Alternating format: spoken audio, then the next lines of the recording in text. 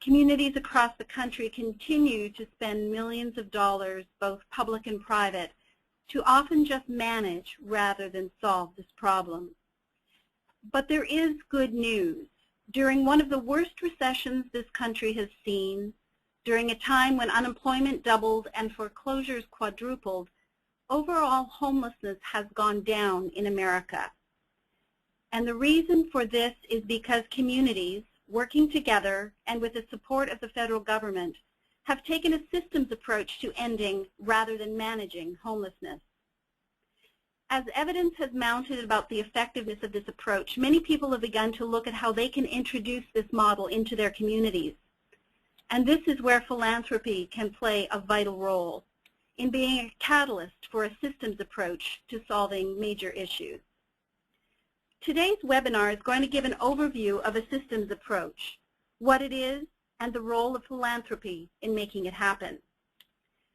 While we are speaking today through the lens of homelessness, due to the evidence we have of the success of this approach, what you will hear will be applicable to any major issue in your community. I am Ann Miskey, Executive Director of Funders Together to End Homelessness, a national network of funders who focus on a systems approach to ending, not managing homelessness. I would like to welcome all of you here today to this webinar. If we have funders today who are listening who are not members of Funders Together, we do invite you to check out our website and to consider joining with this growing group of members from across the country.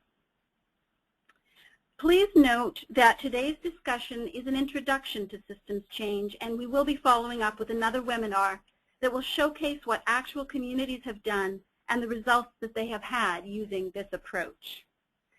Now I'd like to welcome our two presenters today, David Stroh and John McGaugh. David Peter Stroh is a co-founder of Bridgeway Partners, a consulting firm dedicated to helping organizations and communities reframe and resolve complex problems.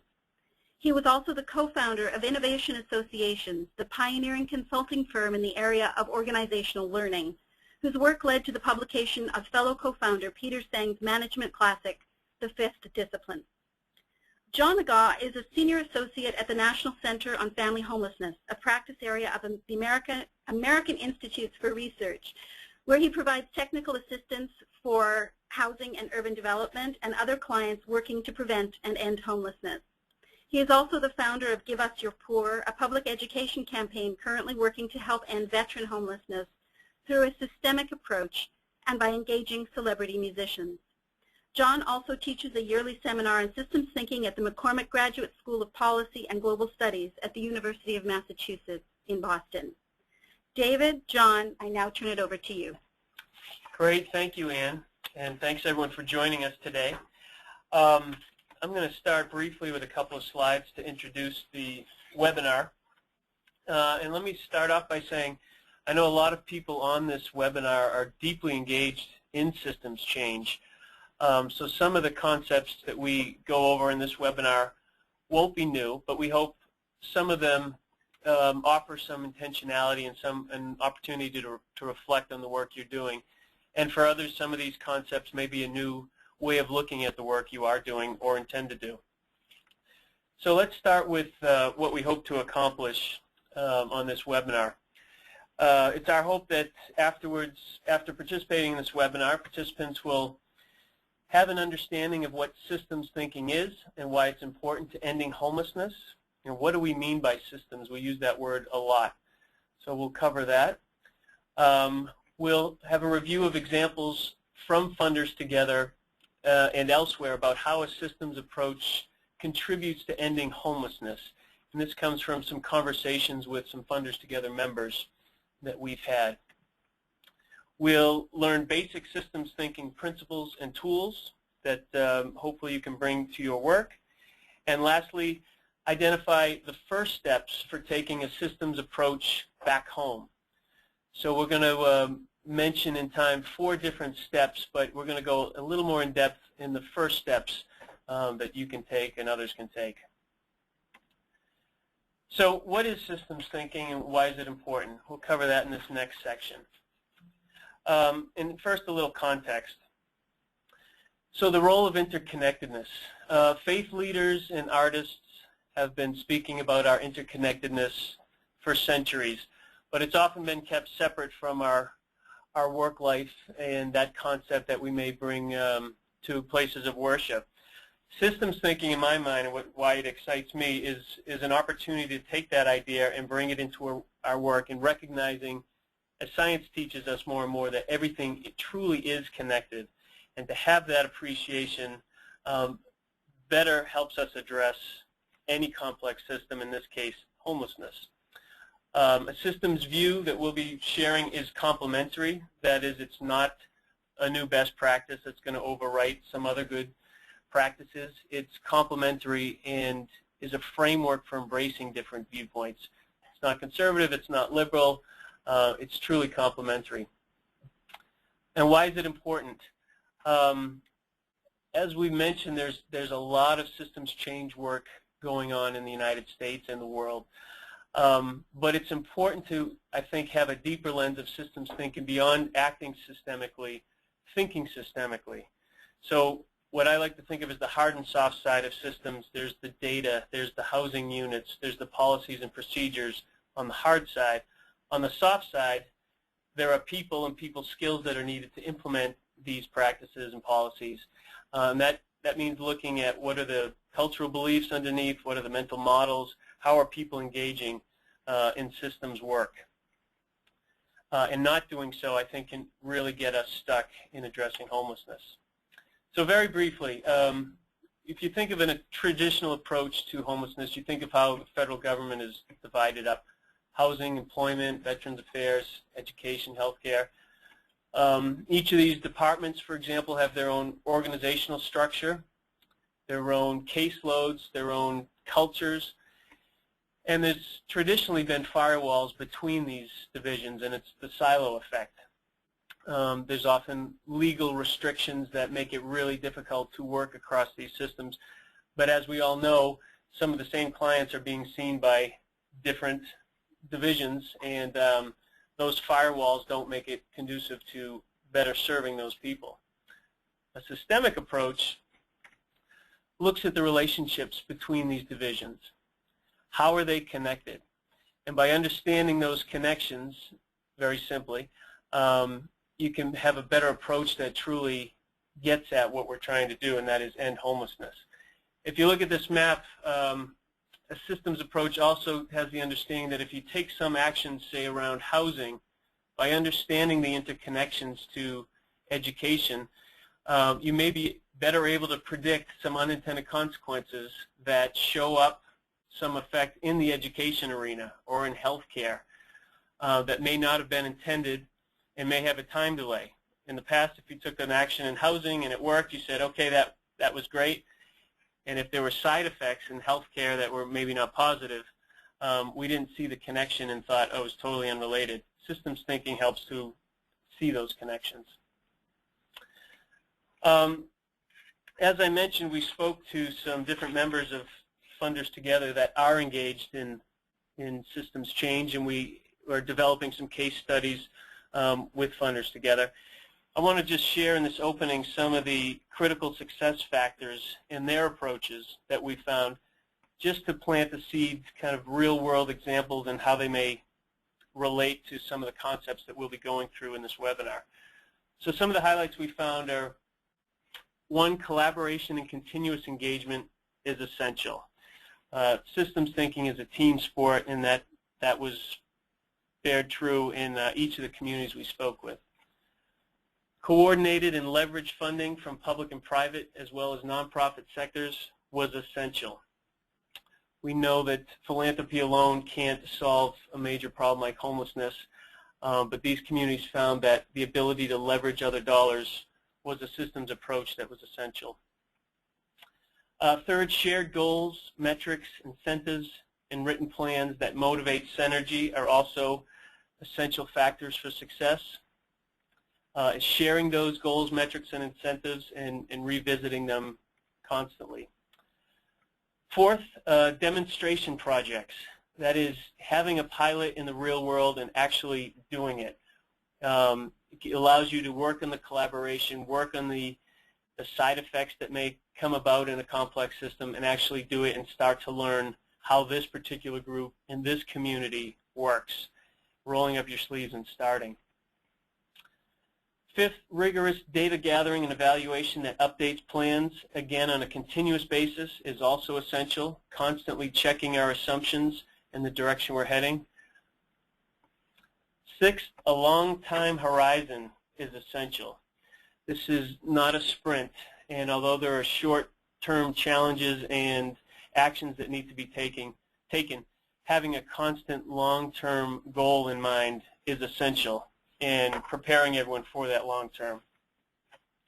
And lastly, continuous learning in light of evolving challenges, not just on the programs and the data you've found, but the relationships and how groups are working together in a complex system is essential.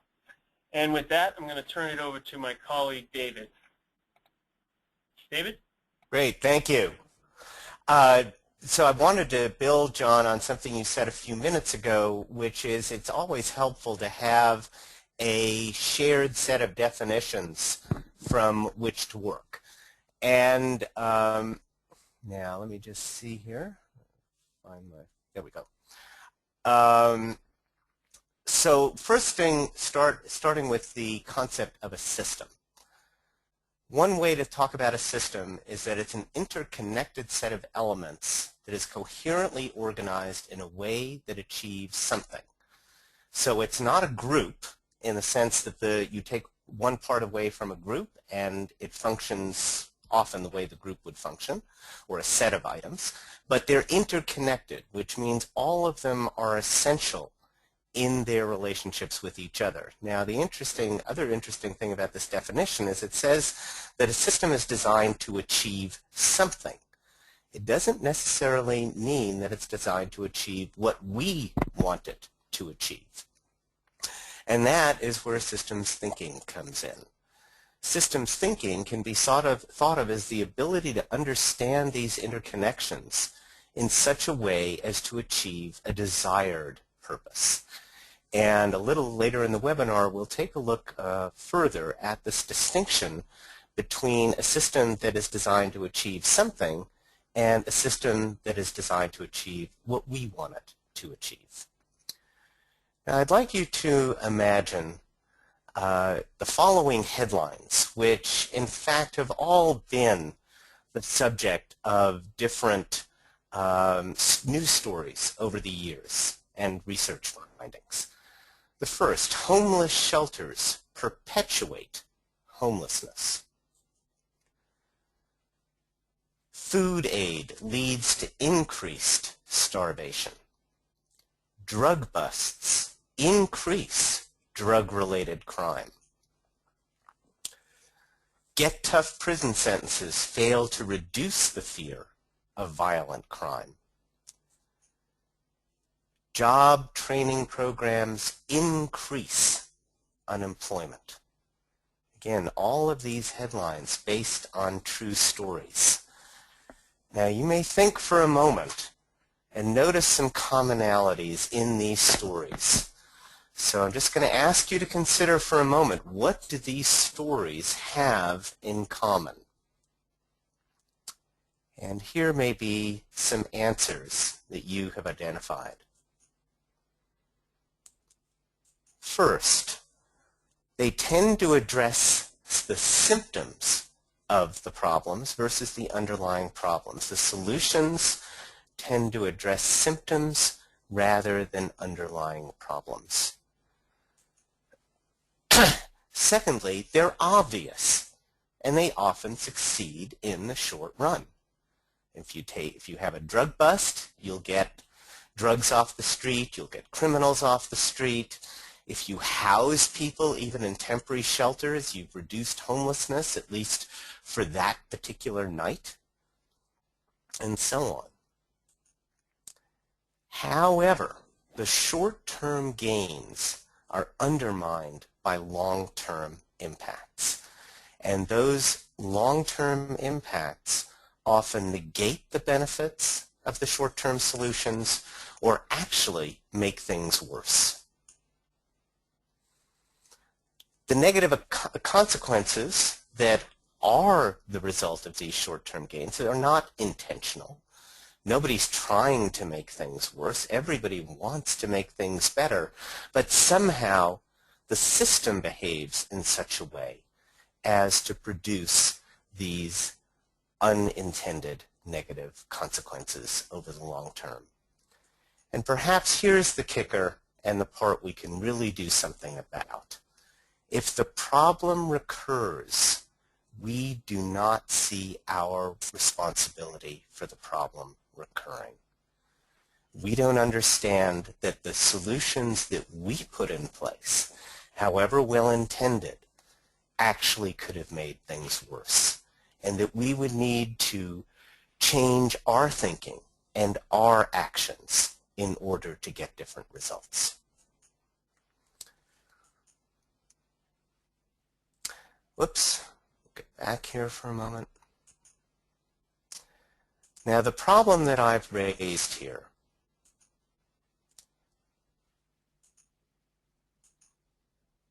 okay, this is going in the wrong direction, and I apologize for that.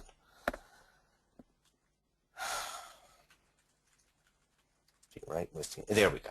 Okay.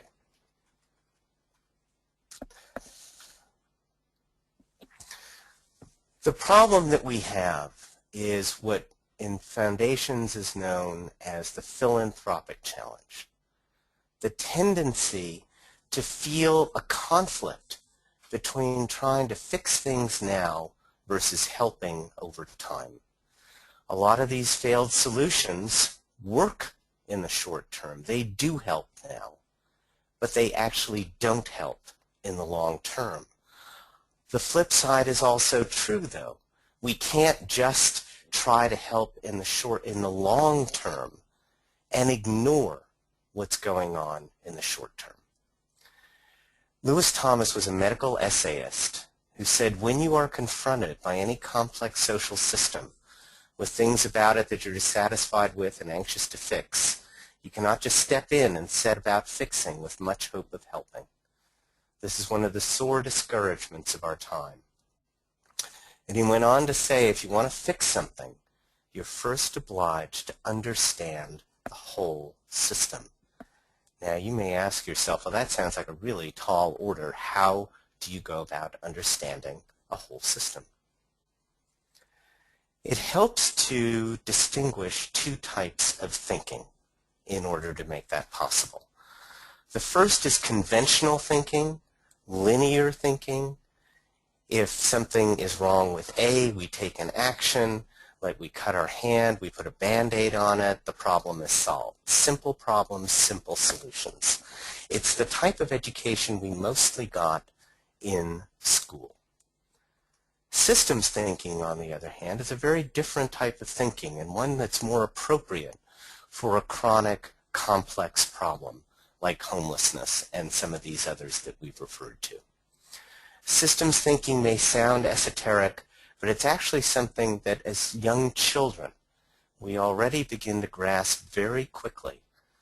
The interactions between us and often the adults and eventually siblings and other children around us, and how what we do affects what they do, and ultimately what they do affects what we do. So some of these distinctions. First of all, in conventional versus systems thinking, conventional thinking, the connection between problems and their causes is obvious and easy to trace. However, in systems thinking, the relationship between problems and their causes is indirect and not obvious, not easy to trace.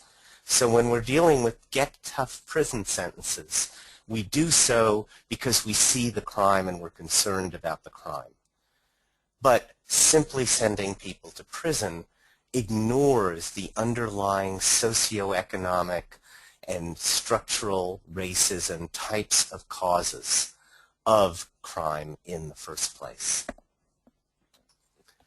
When things don't work, conventionally our tendency is to assume that others, either within or outside our organization, are to blame for our problems and must be the ones to change. when a systems view cultivates a viewpoint of responsibility that ultimately we unwittingly create our own problems and have significant control or influence in solving them through changing our own behavior.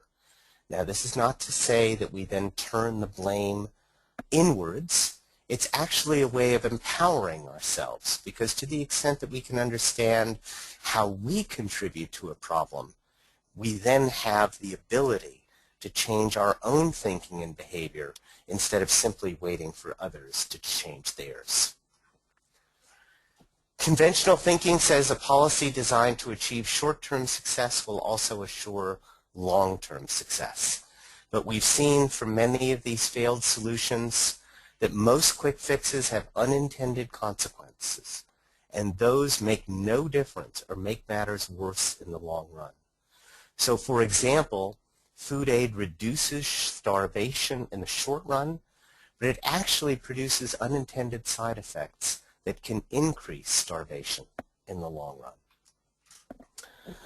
Conventionally, the assumption is if we're going to optimize the whole, we must optimize the individual parts. And that relates to the silos that John talked about, the firewalls, trying to optimize each part of the system separately. When in fact, from a systems view, if we want to optimize the whole, we actually have to improve the relationships among the parts. Not just within the continuum of care, but also other service providers, people in government, people in the private sector, the homeless people themselves, citizens, media. All of those are stakeholders where the relationships need to evolve. And finally, the temptation in conventional thinking, because there's so many things that are not working, is to just do as much as we can, to aggressively tackle many independent initiatives simultaneously, when in fact systems pivot around leverage points. Only a few key coordinated changes sustained over time will produce large systems change. Now let's move from the kind of words to a visual to explain a lot of these ideas. Here we have the expert problem solver who has the ability and is incented to get their own problem out of the way. However, little do they realize that the solution that they put in place sets forth a chain reaction that affects many other stakeholders over long periods of time before the last domino falls. Notice that the person in the chair is facing away from the dominoes and does not see those longer-term impacts of their action. Moreover, when the final domino falls, there's one of two possibilities. If that person is still in the chair and they get hit by that last domino, their natural reaction is to turn to that last domino and blame them for this new problem. The other alternative is that that person is no longer in the chair because they actually got promoted on the basis of having effectively solved their own problem in the first place. And with that, I'm going to turn it back to John. Great. Thank you, David.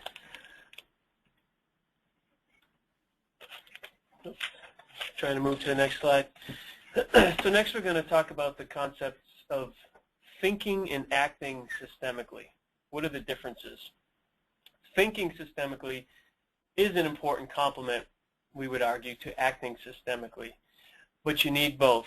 And sometimes when we only act systemically, we can get stuck. So what do we mean by that? Here's a brief example. As Ann mentioned in the opening, there's a great trend in the field of homelessness to act systemically and showing great progress.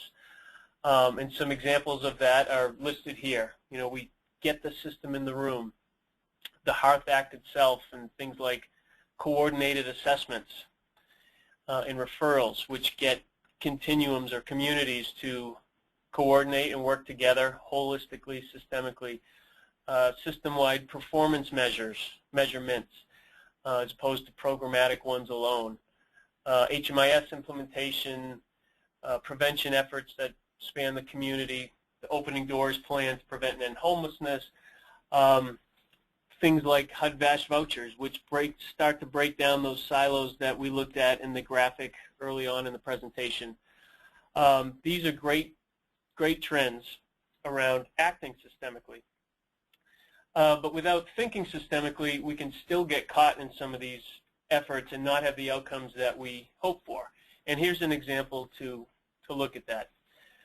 So if you take a typical homeless coalition meeting or a continuum of care meeting, on the left here are the different roles that may be represented: officials, business leaders, donors, or citizens, homeless people. And then there's a yes column, and that's answering the question very simply, do we want to end homelessness in the community? And the response and the alignment in the first column is yes, we do want to. The elected official says, yes, we want to end homelessness. Permanent housing with support services and jobs are important. They're vital to our community. Business leaders agree, and on down the road. Everyone agrees. That's where we find common ground. The second column, if the yes column is aspirational, the second column is more survival. What do these stakeholders need to survive, to stay in their position, to keep their organization going? And this column is, we say and, not or. We truly want to end homelessness, and we have these other concerns for our own survival. And it's this second column that often doesn't get named in meetings or identified overtly. So if you take the example of the elected official, yes, I want to end homelessness, and it takes a long time, it's expensive, and the community has other immediate needs. Or we might add to that, I need to be reelected in 2 years. If this is a long-term project, I may not be around to help. I need some short-term results. Similarly, for the business leader, yes, we want to end homelessness, but a primary concern for our business community is that homeless people downtown aren't hurting people from coming in and shopping, for example. And on and on. Donors, yes, we want to end homelessness, but our board may need quarterly results to help people now and to show our board progress. So identifying these is an example of systems thinking, and not just kind of burying them and bringing them to the table but not sharing them, but identifying them in the real world, saying, okay, how are we going to address those needs as well? So that's just a simple example. Now we're going to look at another tool, back to David, one of my favorite tools, the iceberg. David? Thank you, John. So the iceberg is a tool for looking at reality in different ways, at different levels of depth. And what we know about an iceberg is that the tip of the iceberg is really only 10% of what really is involved in the iceberg overall. And it's what we don't see that tends to cause the problems that we have. So if we try to delve underneath, what we'll notice is, first of all, that the iceberg has different levels of focus to which we produce different actions or responses. So at the most obvious level, the events level, what happened at a particular point in time, what we can do, there's a crisis, we react, we put out the fire, and we do this often enough, we begin to realize that there's in fact more going on here. These events are not isolated, but they're part of a trend or pattern. And with the benefit of hindsight and attempted foresight, we can try to anticipate those trends into the future, prepare ourselves, forecast for what might happen down the road. Now, there are two problems with that. One is that our forecasts may be inaccurate, and they often are. And secondly, if the trend is going in an undesirable direction, simply knowing that things are getting worse and worse in and of itself is not very reassuring. So we want to go below the surface to what we call system structure, the forces and pressures at play in a complex system. And what I mean by those forces at play is policies, processes, procedures, underlying assumptions, and ultimately the purpose, the often hidden purpose of the system. And the benefit of being able to see things at a deeper level is that we are able to in fact change or create different trends and different patterns and different events into the future because we are able to change the structure that in fact informs the trends and those in turn informing the events. And so what you see on the bottom part of the iceberg here is, first of all, this sort of visual image of the dominoes, a problem, an action or intervention that results from that, and unintended delays and delayed consequences that affect the problems in different ways. The mental models, the underlying assumptions that drive some of those cause-effect relationships, and ultimately the purpose of the system. And finally, each of these levels, again, the leverage that you have to change the system increases as you go deeper, and each of these levels answers different questions. At the top, what happened? In the middle, what's been happening over time? And finally, the most critical question, why? And I'm going to show you briefly an example of this. So here's just a simplified version. This was work that I did in Calhoun County, Michigan, the centered around Battle Creek, sponsored in part by the Kellogg Foundation. This was a group of people that had been meeting for 10 years, a homeless coalition, been meeting for 10 years, and they had an opportunity to get state funding to develop a 10-year plan, but homeless coalition meetings had been, in fact, very, very frustrating. There were disagreements, there was competition among the different attendees, there was actually, at that time, lack of knowledge about best practices. And in order to capture this opportunity to receive funding, they decided to integrate a more traditional community building process, what John referred to and we refer to as acting systemically, with systems thinking. And we'll take a look at what systems thinking contributed to this particular development of a plan. So looking at the trends and patterns that they were dealing with over time, one, they noticed that efforts to the visibility of the problem had increased dramatically for a period and then had actually decreased in no small measure because the one primary homeless shelter had been moved out of the downtown area and was no longer an eyesore and concern for most of the citizens. Therefore, the efforts to reduce homelessness, which had been increasing, started to plateau, and the estimated number of homeless people kept increasing. Now, in order to understand why that was happening, we took a look at the underlying structure, the bottom of the iceberg, beginning with this idea of cause-effect relationships. And it's helpful to understand that there are common dynamics that exist across a wide variety of social systems. One of those depicted here is called shifting the burden. Shifting the burden to the quick fix, where faced with a problem symptom, you actually have two alternatives, either implementing a quick fix or at the bottom of the diagram, implementing a long-term solution. The problem becomes that the more, it's easier to implement the quick fix, and the more and more you implement the quick fix over time, you start building side effects that actually make it impossible to implement the longer-term solution, even if you wanted to. And this underlying dynamic is also known as addiction. Social systems can become addicted to quick fixes.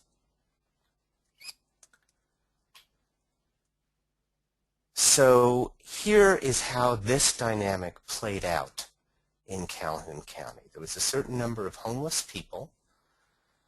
The more fundamental permanent solution that they began to learn about, which takes time to implement, included permanent housing, critical services, and employment. The quick fix, and what seemed like the immediately humane thing to do, was to implement and keep resourcing temporary shelters and supports. However, depending on those temporary shelters and supports produced several unintended consequences. The first of which was that the visibility of the problem went down, and when the visibility of the problem went down, the pressure to make fundamental shifts decreased.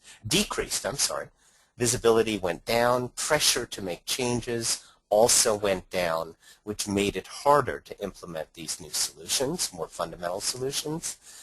And also, on the right-hand side of the diagram, to the extent that temporary shelters were filling their beds, they were, in a sense, meeting their part of the bargain. And to the extent that donors also felt pressure for short-term results and could see the short-term results that these temporary shelters were producing, it naturally increased funding to these individual organizations. They were getting paid to do what they were doing. Now, when they got paid to do what they were doing, it also reduced their willingness, their time, and their funding to do the innovation and collaboration which would be required to implement the more fundamental solutions of permanent housing, critical services, and employment. Moreover, these dynamics were reinforced by certain assumptions or mental models. Now, many of us know the story of the blind men and the elephant. All of us tend to see different parts of the elephant and swear that the part of the elephant we see is, in fact, the whole elephant, when it's just part of the system. And these are the types of underlying mental models that different stakeholders had in Calhoun County. First of all, the public officials said, in the face of these more fundamental solutions that were being proposed, hey, look, it might be best practice, but it's too hard, takes too long, and is too expensive. And the service providers were saying, look, we have to help people now. It's the humane thing to do. The public was saying, look, what's the problem? We have more pressing needs. The service providers, again, were saying, look, we have to protect our own funding. Don't ask us to do things that we're not going to get paid for. And the donors often were under the pressure that our board expects results, and especially expects short-term results. Now, a question was asked a few moments ago by one of you. What do we mean by this question of purpose? And I'll show you how it manifests in Calhoun County. First of all, we all have and understand instinctively that there's certain things we aspire to, we want to accomplish, and yet we have competing commitments. And here, from Peanuts, you have no idea how annoying it is for me to have to look at you holding that stupid blanket. Why don't you just face the other way? Oops, this isn't going to work. I miss being annoyed. There are always different commitments inside of us and also within the system. So in the case of Calhoun County, some of the current benefits, the purpose in use, if you will, that people were accomplishing, is that they could feel good about helping people cope with homelessness. They could reduce the visibility of the problem. They could reduce the severity of the problem. And they could receive funding for their current work. However, accomplishing those benefits came at the expense of people's espoused purpose, which was to end homelessness. Now, someone else asked the question, well, what are an example of leverage points in action?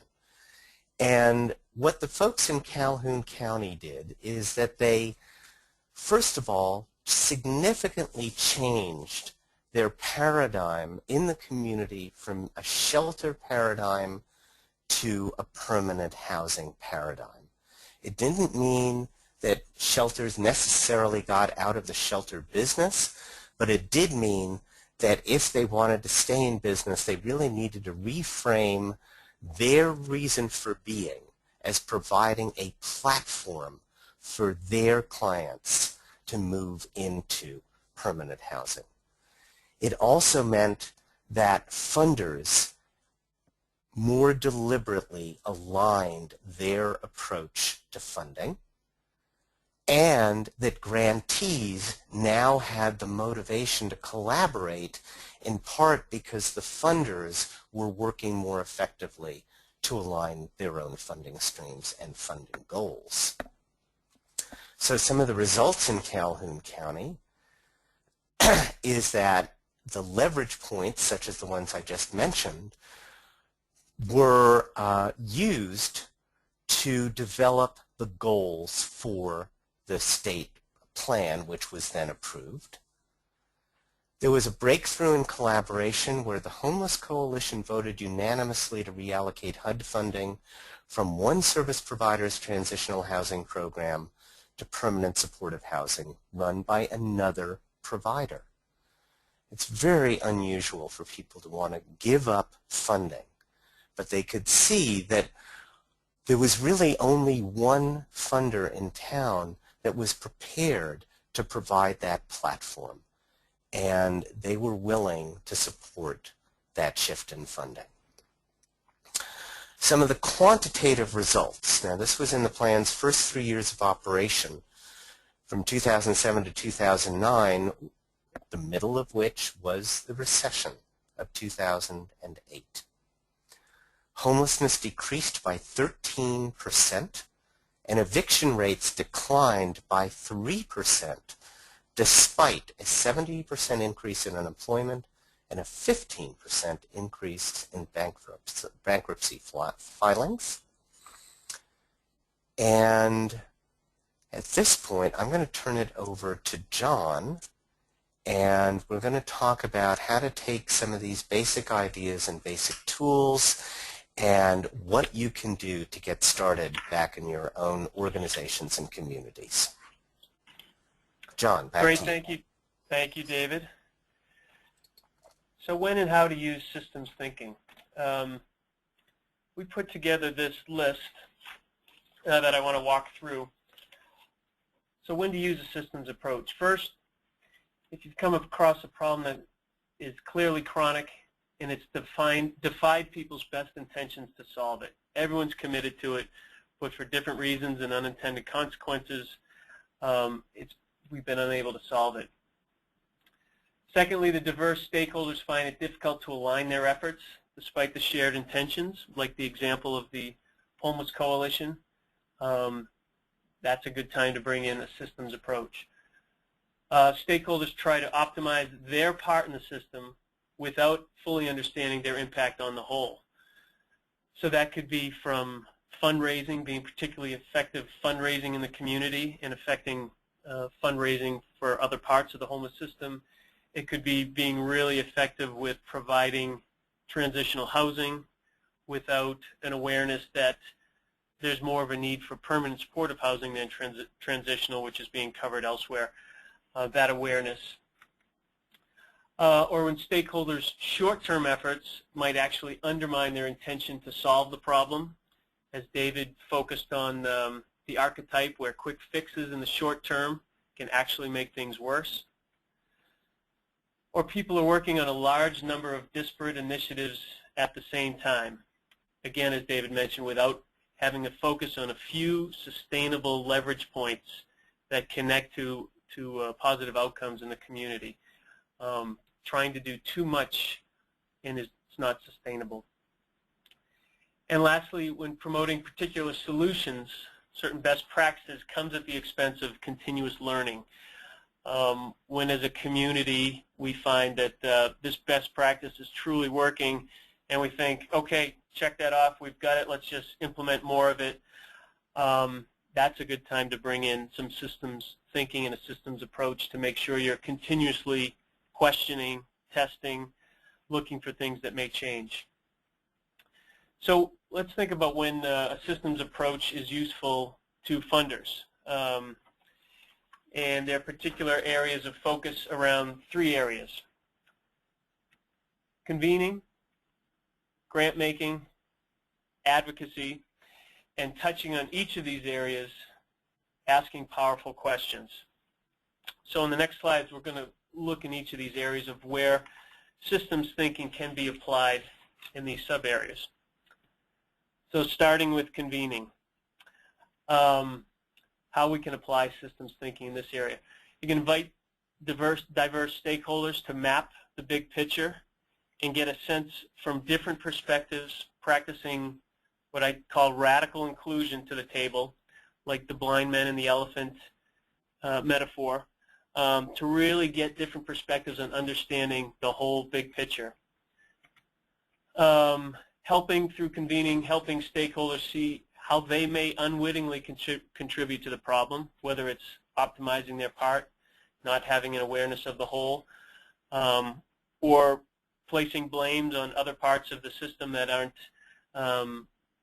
following through in a way they'd like without seeing systemic structural forces as opposed to blaming players.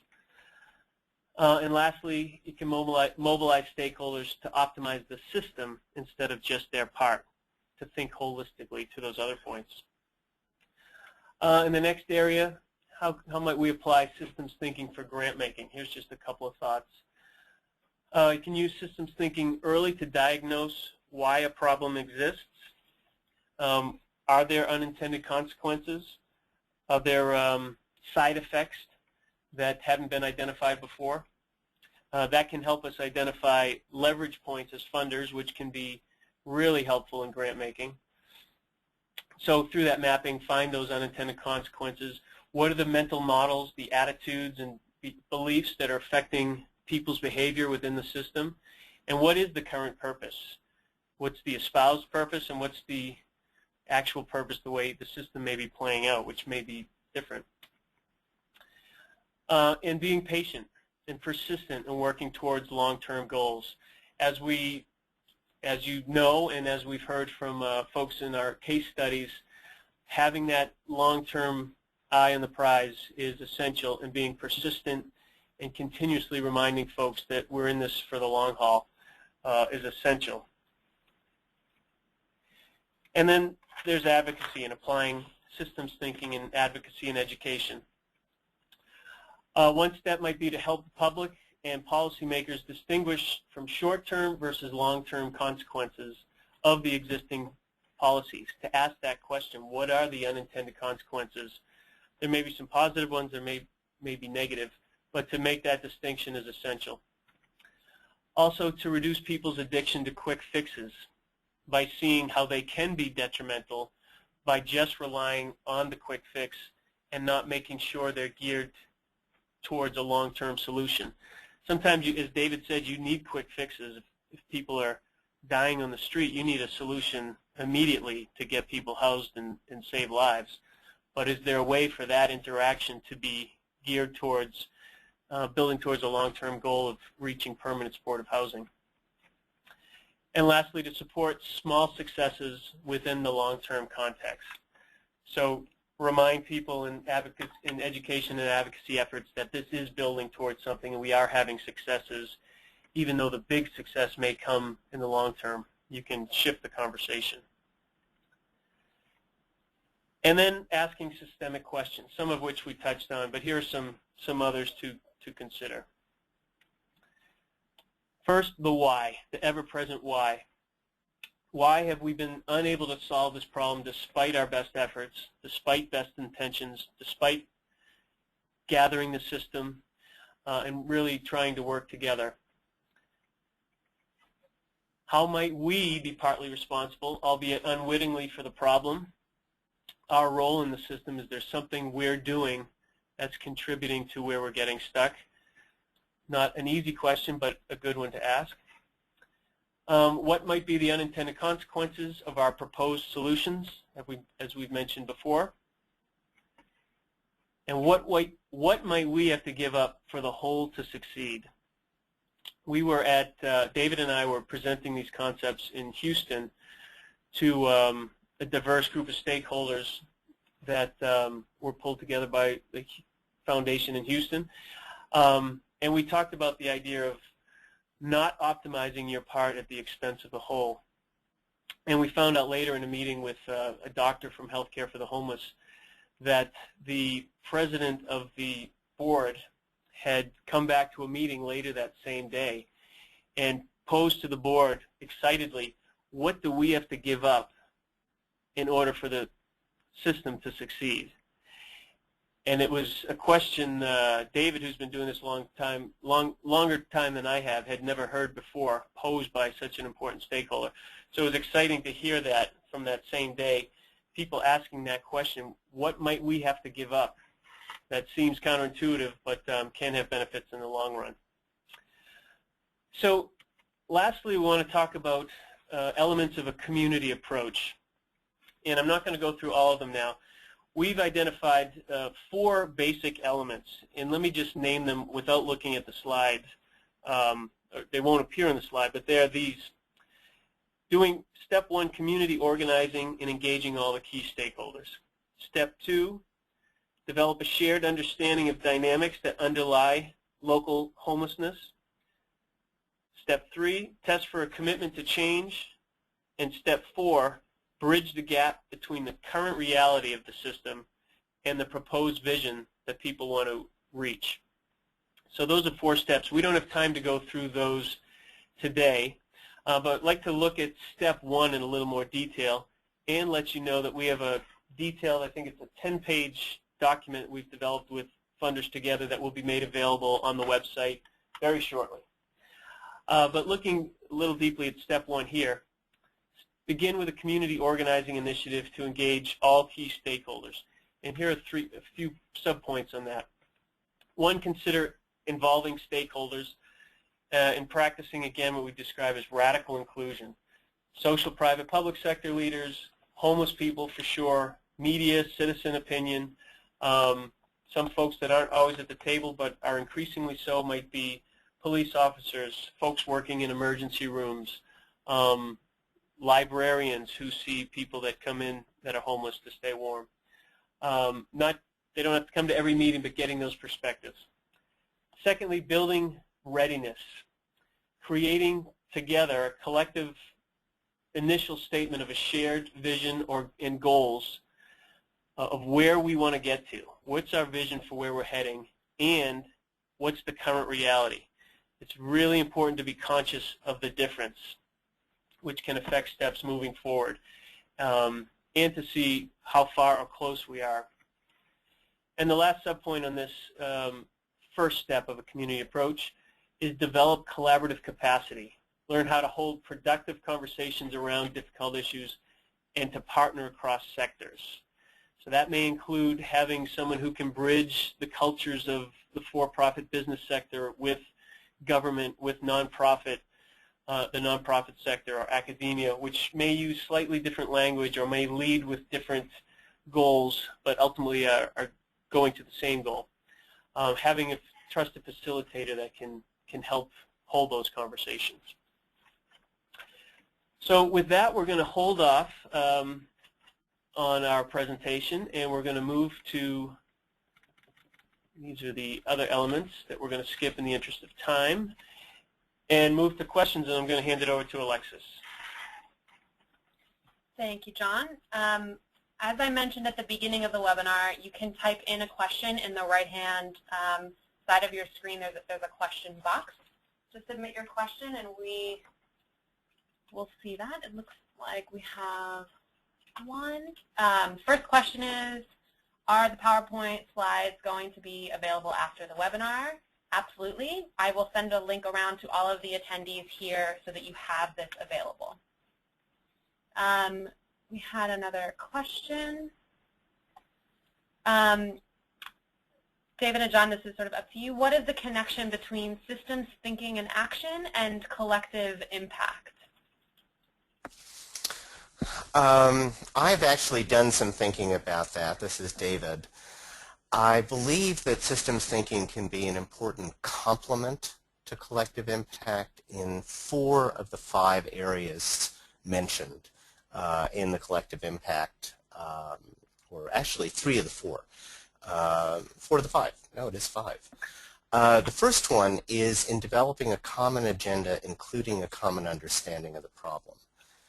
I strongly believe that the systems mapping approach enables people to uncover not just and try to agree on not just what is happening, the top of the iceberg, but actually agree on why the problem has persisted despite people's best efforts to solve it.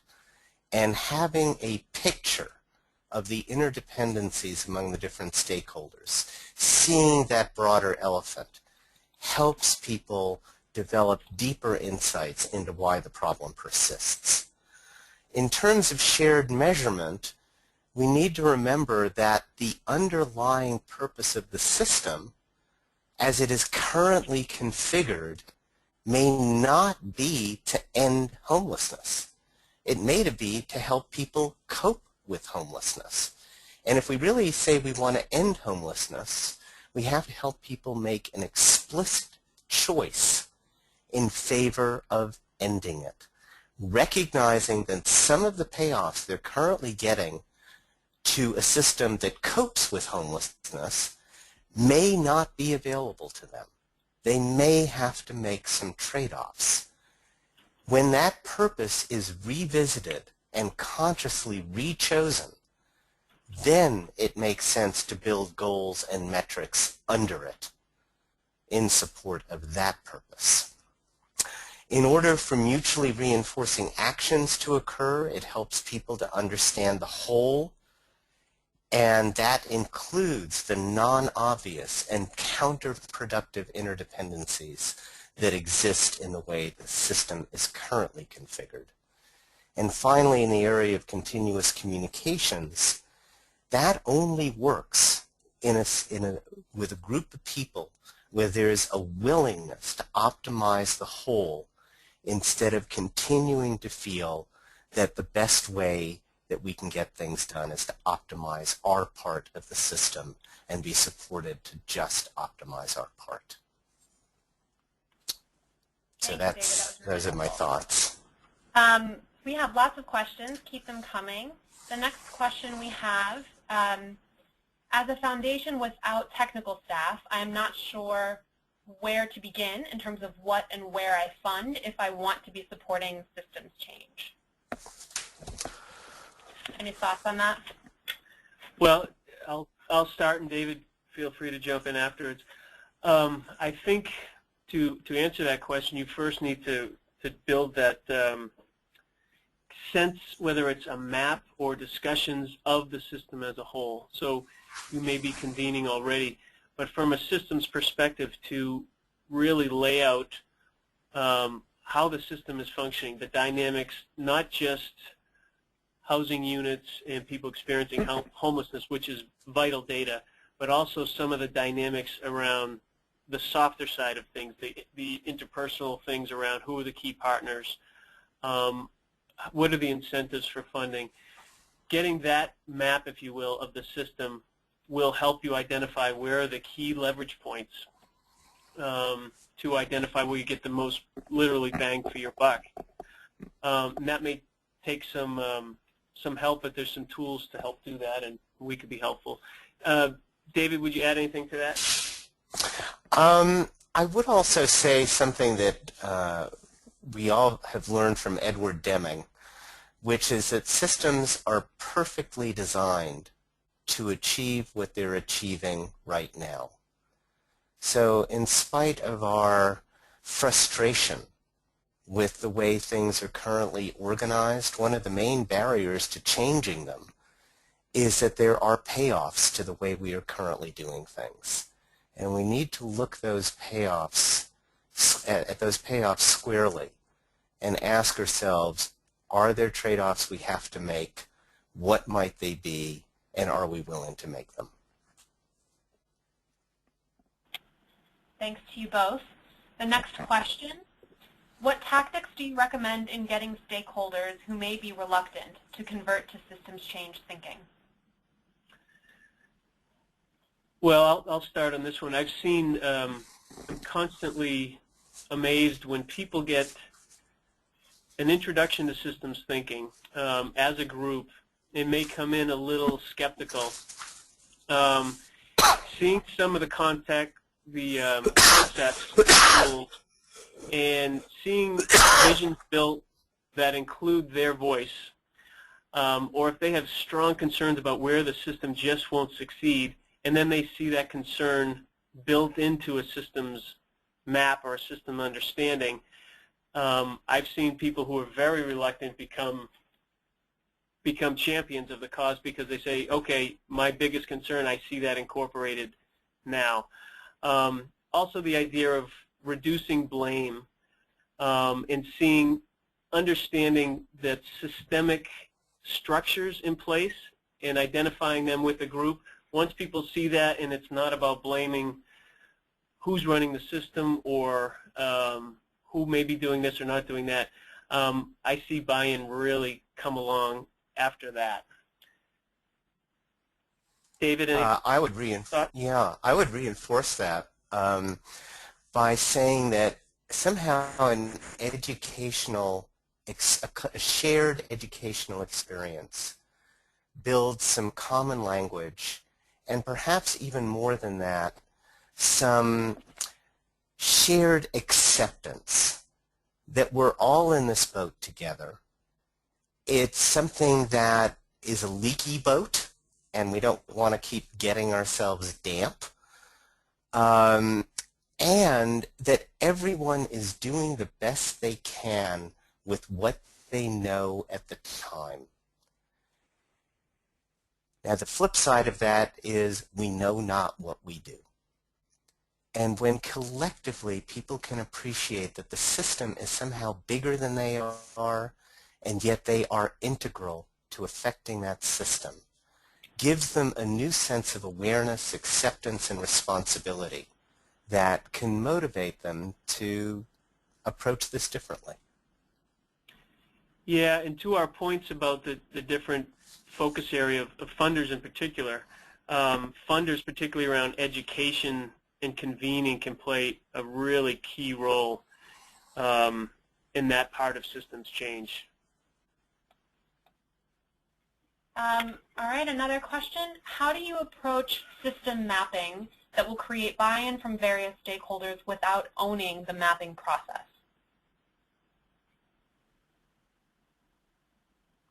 Not sure if I understand the question.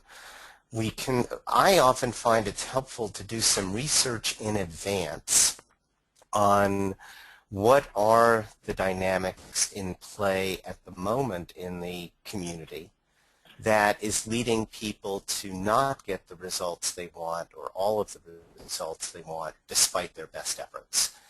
And a systems mapping process can help them uncover some of these non-obvious interdependencies, some of these non-obvious negative consequences of seemingly well-intentioned solutions.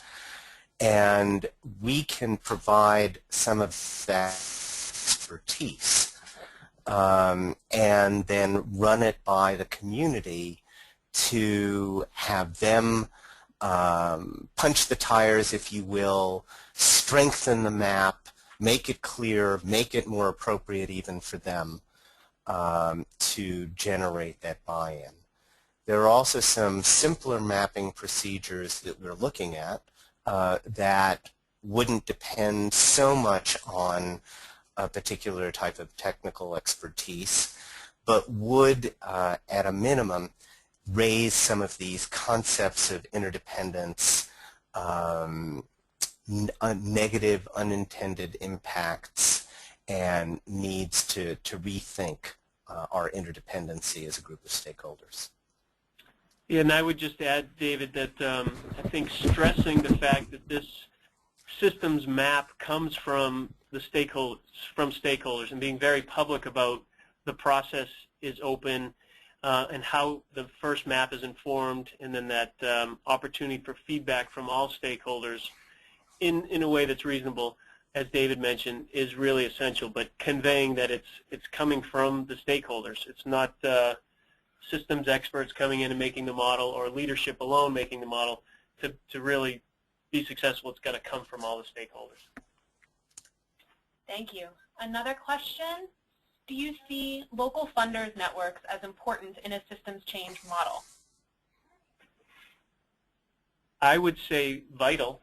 I think for funders to be aligned, if you're looking at systems change, to look at a system where different funders are touching, for them to be aligned and have complementary incentives that build in towards one purpose and one vision for the larger system, I think it's essential for funders to be coordinated and aligned. I agree with that. All right, I think we've answered most of the questions. There were a lot of them about whether or not the PowerPoint and or a video of this presentation will be made available. The answer again is yes. We will be posting it on our website, and as attendees you will also get a link to that page on our website in your email. So please be on the lookout for that. And if we have no final questions, I am going to move forward. For those who are interested, we have a list of the resources that were referenced in today's presentation. This is also going to be available on our website. John or David, do you want to add anything to this? Sure. Well, just that you'll have these, but there's broken down by articles, papers, and blogs. A couple of great articles that David has written. Particularly of interest to this audience is his article in the Foundation Review, Leveraging Grant Making, Parts 1 and 2, which has a strong emphasis on homelessness from a grant-making perspective. But blogs and other papers. Some books. Ann mentioned Peter Senge at the opening of this webinar. The Fifth Discipline is a great overview. And my favorite, Thinking in Systems by Donella Meadows, is really readable and accessible. And then a few websites for David's organization, Bridgeway Partners, an initiative I lead, Give Us Your Pour, and some other systems thinking networks, including Applied Systems Thinking, which has a lot of tools and added content that David and a colleague have created. And lastly, also in the information you'll get is our contact information. So David at Bridgeway and myself at American Institutes for Research National Center. So, and if you have any questions on systems change and you'd want to talk to somebody at Funders Together, feel free to contact our executive director, Ann Miskey. She's at ann@funderstogether.org, and we are, we're happy to be a resource to you as well. I think that's about it for this presentation. The only other thing that I would like to announce is that we have another webinar coming up in March, on Thursday, March 20th, from 1 to 2:15 p.m. And that webinar will cover an introduction to social impact investing. So stay tuned for that. That is on our website. You can RSVP through our website. It will also be included in future emails. Thank you all for joining us, and hope you have a lovely afternoon.